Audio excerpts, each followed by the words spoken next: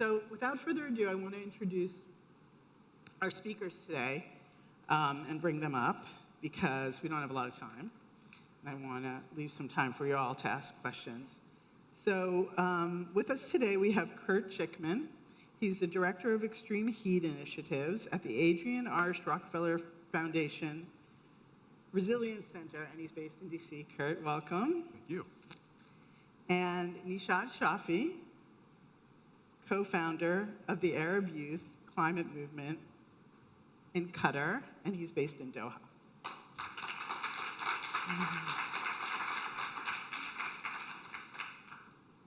We're going to have about 30 minutes for this session, and I'll leave some time for your questions. And it'll just be, put your hand up, and we'll pass you a mic to ask questions a little later on.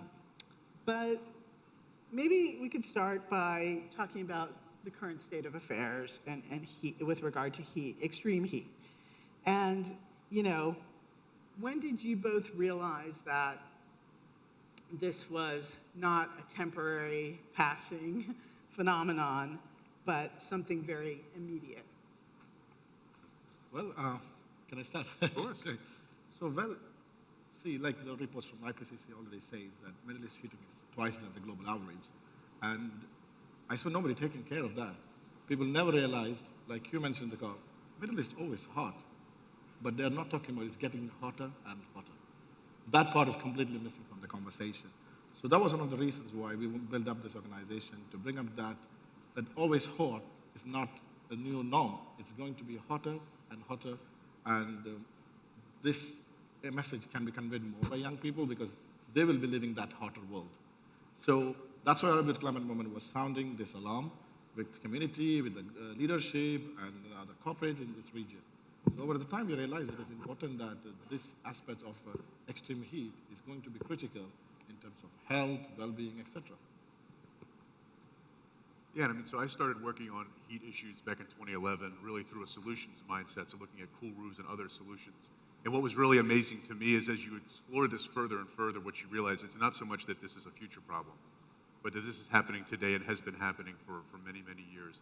And where we're really discovering is each of the individual pieces of people's lives, the urban systems they operate in, they learn in, they work in, each one of those is affected tremendously by heat, but often in a way that is not immediately a tangible or visual. And so really that realization is what, to me, was not so much that we were facing a problem down the road, but that we're facing one now that's built into our economies, it's built into our health, and so on. And I think on the flip side of that, the exciting thing for me is that the realization that we know what we can do. There are extreme solutions, but there are also eminently reasonable and viable and economically feasible solutions. And so it's that mix of things that got me excited about it and made me realize it's going to be something we can not only deal with and live with for a long time, but also address and grow into a more thriving future with. And, we'll get into this topic a little more as we go on, especially with Nishad. I want to hear about the experiences in Qatar, but another question that the growing, the rising temperatures and the growing heat problem raises is, how wealth inequality and wealth disparity impacts our experience of extreme heat. So, and I really, we're going to hear from Nishad about Qatar, which is an interesting case, especially with upcoming hosting of the World Cup, because people with a certain amount of wealth, even not a lot of wealth, and countries can shield from the extreme heat, obviously, right? We can air condition.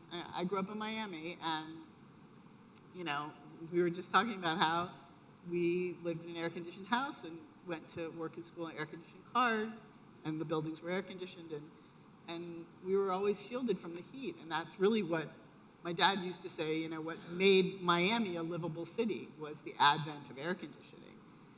And, so a wealthy country like Qatar, with all of the resources, Saudi Arabia, can afford, for example, to host the World Cup and outdoor air condition the 8 stadiums where the World Cup will be played. But at what cost to the environment? And we'll get into that in a little while. But Kurt, I wanted to ask you, when we saw, over the last year, we saw record high temperatures, UK, China, the US.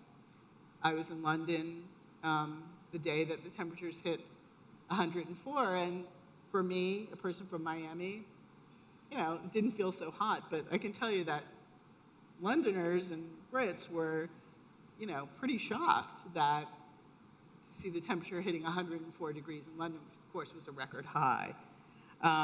In the US, we've had a lot of firefighters. Look to the future for us. Where is this all headed, 5, 10 years down the line?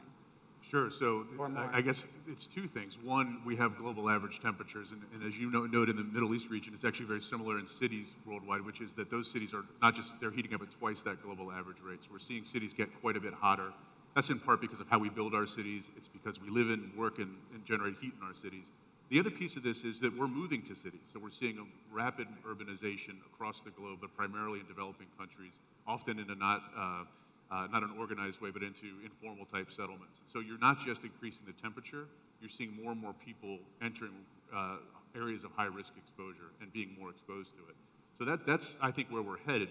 But I would say, it's not just these high sort of flashy temperatures that we need to worry about, because, for example, when it's 35 degrees on your weather station, it might be already 45 degrees in a neighborhood that is risk exposed.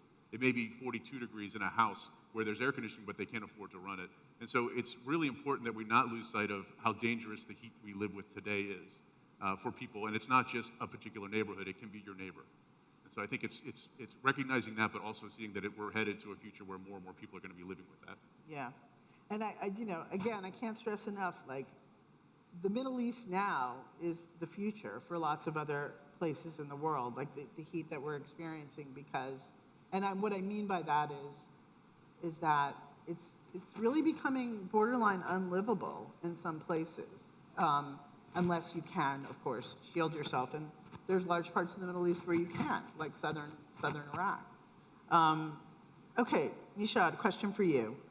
So we just mentioned the idea of, people who can afford to shield themselves from the extreme heat and those who can't. How is this rising temperatures and heat threatening societies and revealing the deep inequalities? Well, and if you can tell us about what it's like in Qatar. Yeah, absolutely.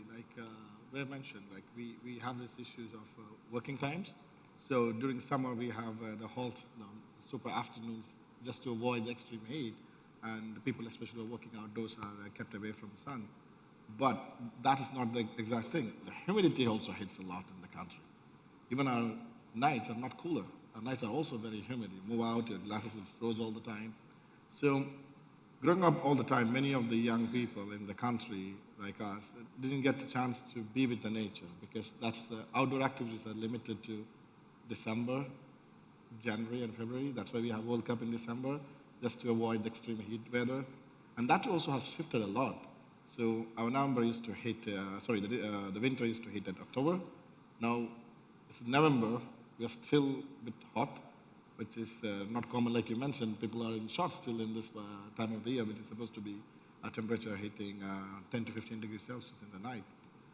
But also the extreme heat during Ramadan, the fasting month of Islamic calendar, it also makes it difficult, because now Ramadan falls in the mid of summer. And people who have to work and compute, it will be getting more heat, more health impact, because people, they stop whole day fasting. And this has severe impacts on their health, not only like a physical health, and also from the mental aspects too, how mental health has been impacted because of larger time exposure, staying outside. And also this to and fro from out to air cooler is also creating problem. People get dizzy, people get running nausea, because it's like some people who are very new to the region immediately get flu is very common. So this is because you are walking out from extreme heat to a very cold malls and homes and the cars. So it keeps happening quite often for people who really move in. But moving into how we adapt, because adaptation is the only way for this region to move forward. okay, working on the mitigation as reducing the emission. At the time, like people say, this region will be inhabitable in coming decades. So what do you see? We cannot send the title, which is not acknowledged, the climate refugees. Do the Middle East will next send a huge mass of people moving from Iraq and Kuwait and Qatar towards the Europe because they have a moderate temperature to live in. But just to avoid that, the next critical step is to adapt, but like you mentioned, at what cost?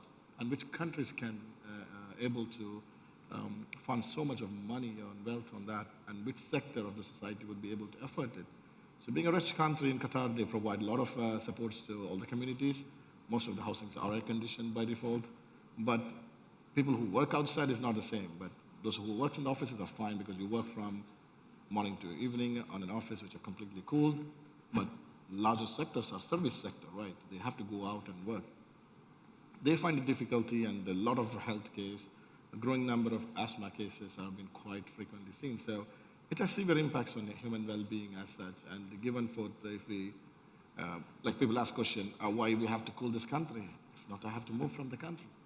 So that is sort of an adaptation to me, because if you don't have a cooling system, which is of course run by a renewable energy system as such, will be only way forward for people to even live in any of this country, from either from GCC towards the Maghreb or Mashriq countries.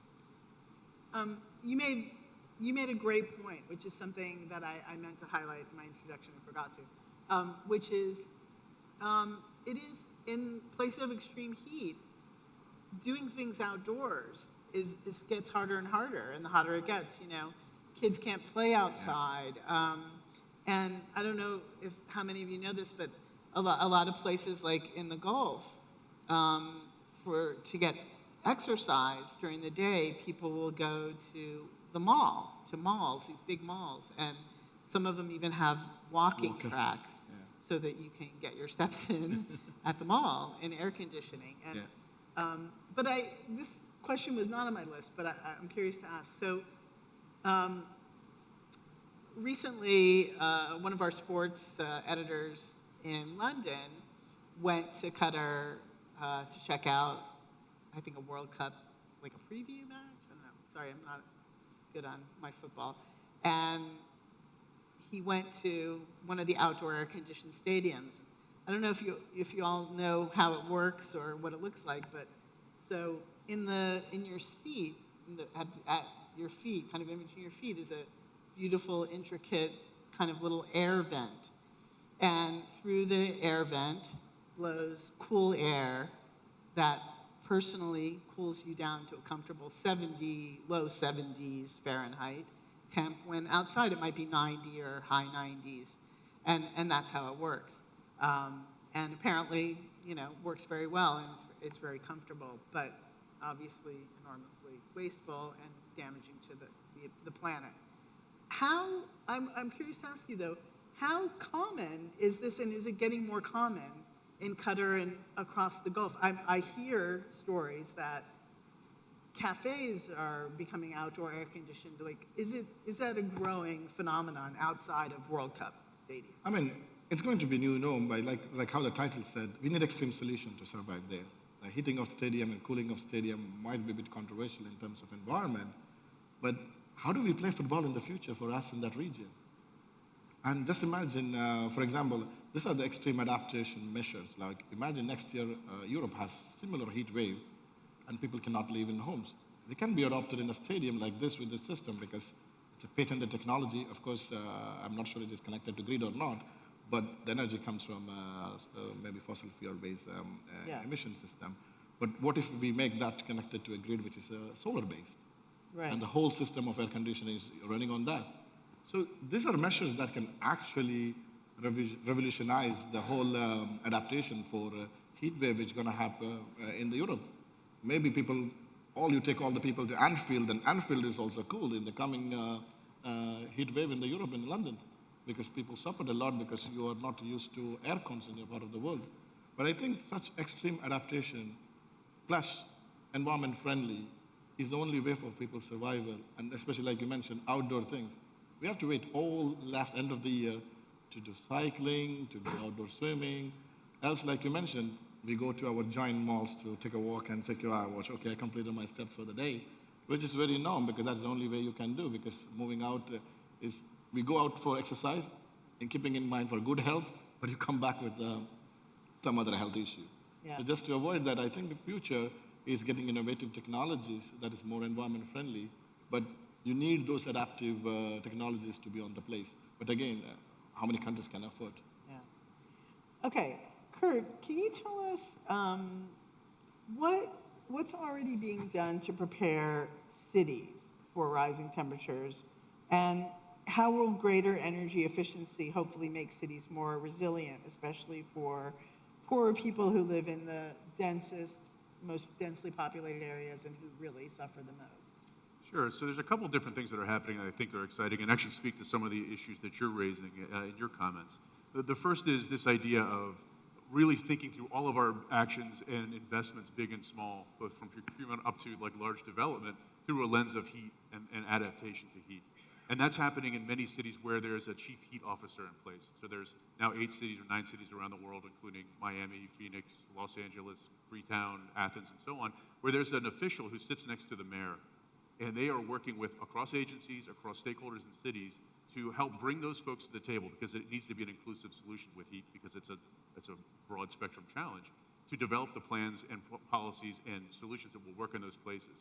And what we're seeing is in those cities, it's not just about putting on a green roof or just putting on an additional park. It's also about how each individual piece of what they do in a given day, how that's adaptive or maladaptive to the issues of heat.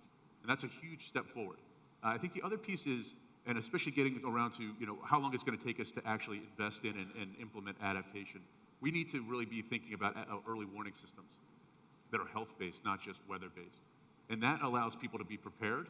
It allows people to understand what to do with clear messaging. And it allows governments to react to the extreme temperatures that will occur before we're fully adapted to those temperatures. And we're seeing cities like Seville in Spain, for example, adopt a categorization system for temperatures that aren't just about the temperature at the high of the day, but actually tie those temperatures day and night and humidity and so on back to the actual health outcomes in that place. So they can actually warn people based on what's dangerous, not just what's hot. And that actually allows people to stay alive and stay healthy as we move towards a future that is more adapted. So those are two really, I think, important aspects of the work that will get us to the future. And when we were talking before the session, you made a great point about how we tend to measure heat by these peaks, these highs during the day, but the nighttime. Well, repeat what you said. The nighttime temperature is really crucial because that's when we recover and rest. But if it's too hot to sleep. Exactly. So it's not just the flashy daytime temperature, and as you point out, it's humidity too. It's wind speed. These other factors that need to be part of how we think about temperature. But ultimately, it goes beyond temperature. We really do need to start pushing this back to a human scale and the health outcomes there, because even when I factor in all of the important technical sort of meteorological data, it still comes down to, if I'm in an air-conditioned house and my neighbor isn't, it doesn't matter what the weather conditions are. They're going to experience it differently than I am. And governments need to be able to react accordingly and be able to protect those people that don't have access to those types of thermal comfort. Okay. Nishad, did you want to add anything about cities adapting methods? I mean, it's going to be difficult, like access to my younger ones and the ones who are coming up, how would they access to have a better natural experience? Just to, how to be with the nature, because at the moment, to enjoy nature, we go to Europe during our extreme summer. I mean, this is which common from the Gulf countries. Right. So how can we avoid that sort of thing? Like, for me, putting more extreme technologies, which are environment friendly, so that people don't have to travel and to Europe to get away from our extreme summers, and how we can collectively work in all those technologies, because those technologies are not cheap. It's really costly. And if you say wealthy Gulf countries can afford it, what about the people in Iraq? Back-to-back years, their infrastructure broke down because of the extreme heat. The air coolers were shut down. Even the wealthy ones were also suffering because the whole system collapsed because of extreme power usage. So how can we have a system that is not connected to the power from the fossil industries, but from the renewable, so that it stays, it doesn't break down even during the extreme summer because the energies keep on producing. So I think we need to work on more adaptation technologies, because this is not at the moment a critical in discussions to many of the countries in the region. Adaptation is not discussed as such. And the Gulf countries can be basically use their enormous wealth to support regional countries too, in how they can help to access those technologies to those countries. And like you mentioned, how not only early warning system, but health warning system can be very handy. Like I should know tomorrow at this time, I should not go out, even though it is not that sunny, and it may have impacts on my body. Yeah. So that sort of thing will be the extreme solutions we should be looking at, and that integrated with policy will help with the workforce too. Yeah. Can I just add one thing? Absolutely. I think you're describing wealth. I think there's also a cultural wealth from the Middle East in terms of traditional architecture that we can bring back into the way we build buildings today and build communities today. Absolutely. So if you're in Old Town Dubai, you know, the streets are organized to bring the wind in off the water. Right. So you're getting cooler air than you might get elsewhere. You've got, you know, water features that help cool buildings and squares and things like that. You've got sort of intentional thermodynamics in the way the buildings are built that bring the hot air out of buildings. So there's a lot we can learn from the sort of cultural history of this region to bring back into our architecture and the way we design our communities that also, I think, helps think about adaptation going forward. So it's not always a technological solution in sort of the whiz-bang kind of way, but it's also being more open-minded and open-eyed about what our you know, elders were doing and doing that, bringing that into the modern day. And I mean, I don't know how many of you in the audience have lived or spent a lot of time in the Middle East, but even, you know, years ago and more so today, the culture can be very nocturnal, and that's another way that people have adapted to heat. So, you know, my husband is Moroccan. He's from the Sahara, and I've been down there and really been outside in 50 degrees centigrade plus, which is, what is that in Fahrenheit? 120? Plus, yeah. You know, you can't really be outside in the middle of the day. So, you know, life is kind of on hold until the sun goes down, and you do a lot at night. And I imagine that'll become more common in the future because you can't be outside in the daytime. But my giant clock in front of me tells me that we only have about 3.5 minutes left, and I want to leave some time for your questions. So if anyone has a question, raise your hand. Also, can I add one thing before we take the questions? The other part of the extreme heat of the global warming is also extreme weather events. Like, can you imagine 10 people got killed in flooding in U.A.E? Yeah. Flooding. U.A.E? Right. 10 people lost life. Right. So the extreme event is both the sides. Heat is one big aspect, but due to the global warming, it can vary on both sides. It can go extreme heat, flash floodings, etc. Kurt, you made the same point. Can you repeat what you said about the scale of death that we're already seeing, death and destruction from warming, right? Sure. So we've got, I mean, in Europe this past summer we lost 50,000 people. You know, in the Pacific Northwest and Canada and the U.S. it was 1,200 the year before that. But these events are actually happening together. So we had a hurricane in New Orleans 2 years ago. Right. And heat that followed that event when the power was out killed twice as many people as the hurricane did. Yeah. So these sort of polycrises, sort of, you know, events that are happening together, heat makes them worse and makes the response harder. Right. Yeah. And we're talking about, of course, wildfires, floods, wherever you're seeing those headlines, that's the effects of extreme heat. But yes, hi. Julie Pullen, climate scientist and meteorologist. I wanted to express appreciation for your personal remarks about the direct engagement of journalists on climate topics. And also wanted to mention this topic that you all have been discussing around, which I've published scientific work about the amplification of extreme heat events by the urban heat island, or how this manifests is that the urban core amplifies and retains heat, particularly overnight. Air conditioning is not a sustainable solution to this because it contributes waste heat. And so I wondered about your thoughts about what that shift looks like away from air conditioning. You mentioned some more resilient measures of some of the cultures, but what does that transition really look like where air conditioning is not the solution, and also, or the only solution? If you all could speak more directly about what cities' roles in the forefront of this. For instance, New York City, where we come from, has local law 97 to limit greenhouse gas emissions, and what you're seeing around the world, cities globally taking measures like this at the forefront. Thank you. What's an alternative Sure. way to cool off the Middle East and the rest of the world to air conditioning? Well, first of all, I wouldn't necessarily call it an alternative, but more to say it's a basket of solutions, one of which is, how we deal with sunlight. So reflecting more sun from our buildings and our roads rather than absorbing it. So that's lighter colored surfaces or more reflective surfaces. It's incorporating sort of strategic shade, either by trees or by natural or by man-made structures, so that buildings can stay cooler. People are, and there's shade where people are moving outdoors naturally. It's more parks, it's more street trees. It's all these things combined that we need to do that are actually mutually beneficial. But I really have to say that that's all great to say, but when cities really are where, if countries want to meet their climate goals, cities are where we're going to do it.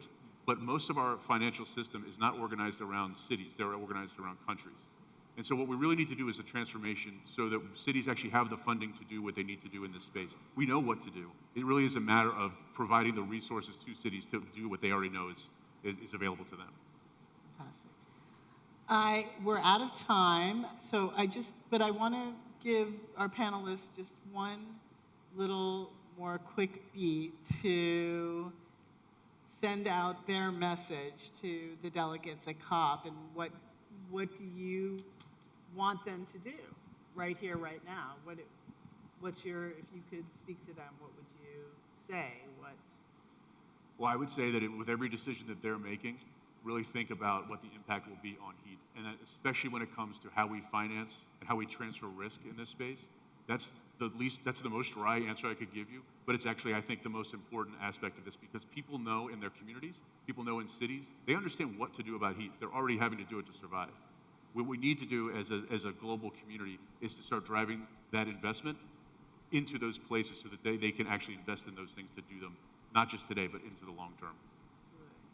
Well, two, one on loss and damage, and second big question for this adaptation, where is the finance? Who will provide the money?